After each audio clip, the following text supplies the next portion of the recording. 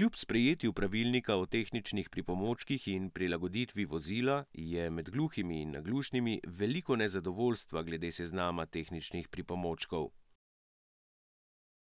Zato je zveza na ministrstvu posredovala vse pripombe, ki smo jih prejeli od društev in posameznikov. Direktorat za invalide smo s temi pripombami seznanili, jim podali vse obrazložitve ter jih ponovno opozorili na pomanjkljivosti.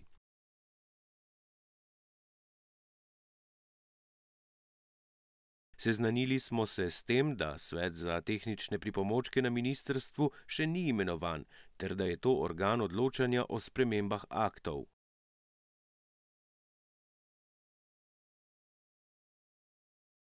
Izrazili smo nezadovoljstvo, predvsem pa pričakovanje od ministrstva, da bo takoj pristopilo k imenovanju sveta za tehnične pripomočke, ki bo te spremembe obravnaval.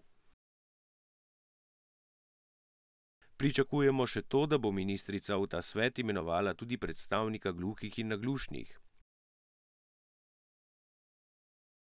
Ob tem smo konkretno združili pričakovanja naših uporabnikov v naslednje točke.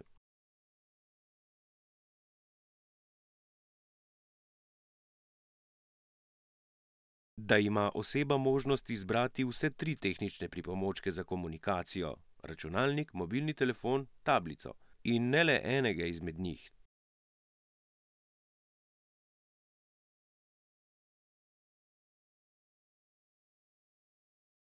Da se zagotovi višji cenovni razred za vse 3 komunikacijske pripomočke oziroma krajša garancijska doba ter rok trajanja, da se skrči na minimum.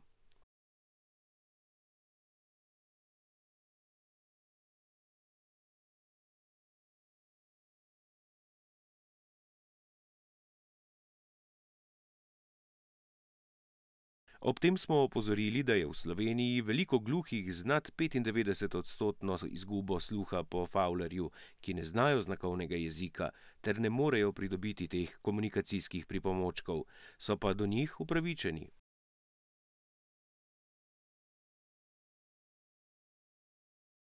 Pripombe so bile usmerjene tudi v hišne zvonce, baterije za slušni adapter ter nekaj malega glede budilke za dojenčke. Seznanili smo se, da je bilo že v letu 2014, novembra in decembra, izdanih 60 napotnic za mobilne telefone, 100 za prenosne računalnike in 40 za tablične računalnike.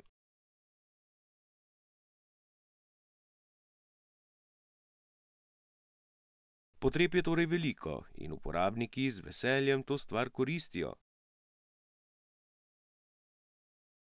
V zelo kratkem času bo treba prek Nacionalnega sveta invalidskih organizacij imenovati osebo za delo v svetu za tehnične pripomočke, ki bo pripravila vse potrebno, da do realizacije res pride.